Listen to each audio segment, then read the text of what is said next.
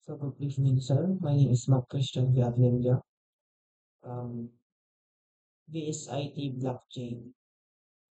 First, gawin po natin itong create first Laravel application. So, dun po kanina sa pinatawag niyo po, Atos. So, download ko na po siya kanina, sir. So, ito po yung mga links. Pinag-downloadan po kanina. So, ganda siya, sir. Gusto lang Laravel. So, open natin yung sa control panel. I-start ko natin yung Apache and MySQL.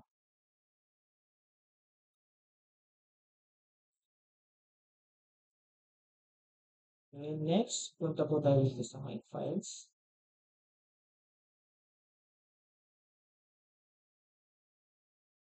Lapit po natin yung sum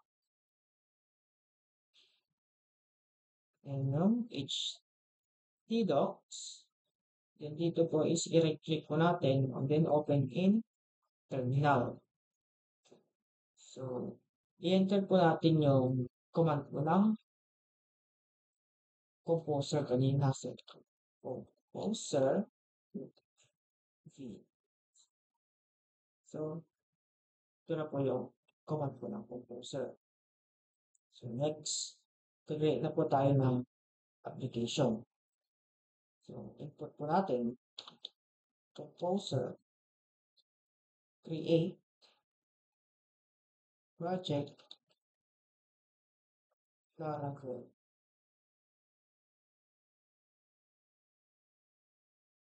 Then, yung gusto po natin ipangalan yung sa amin. So, ang gagamitin ko po is yung apelyido ko po. So, Abadilla. Then, enter po natin.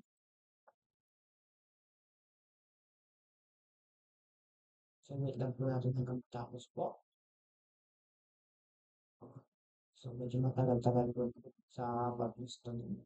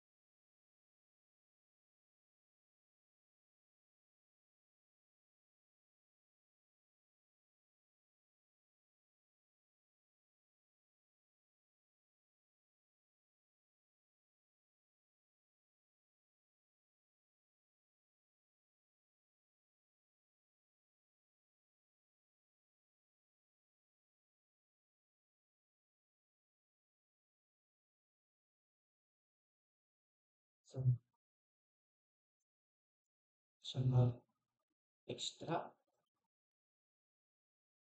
So, wait po natin hanggang matapos.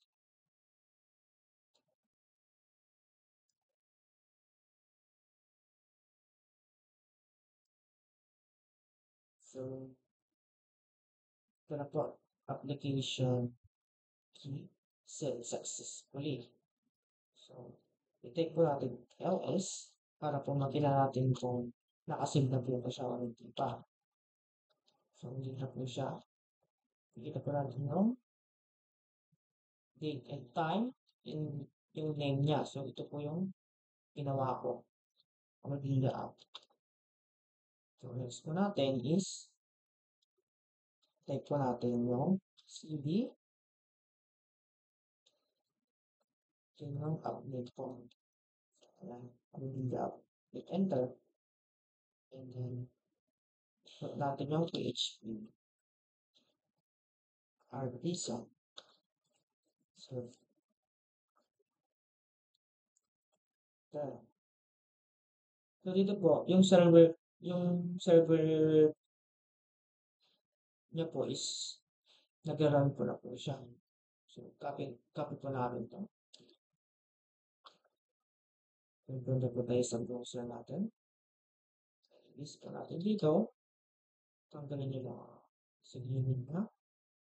And try po natin i-enter kung lalabas po yung dashboard po ng Laravel. So, okay. So, ito na po sir. Gumana po yung silver na yung dashboard. Then, balik po tayo dito sa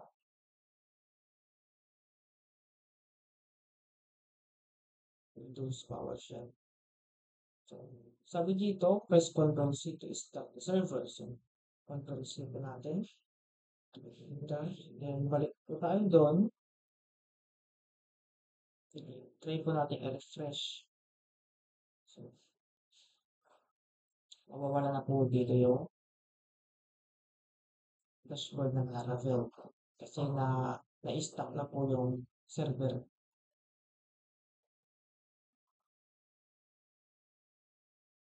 Then next, gagawin po natin dito is yung nagawa po natin files or application, ilalagay po natin dito sa VS Code. So, open po natin yung VS Code.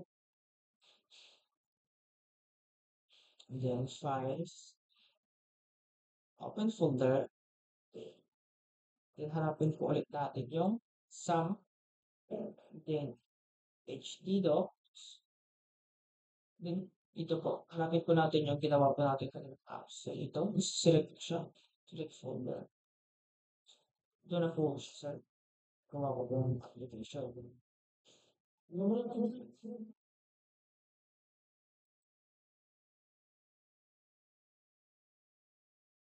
So, yun lang po, sir. Thank you po. Sana po naiintindihan niyo po yung demo ko po.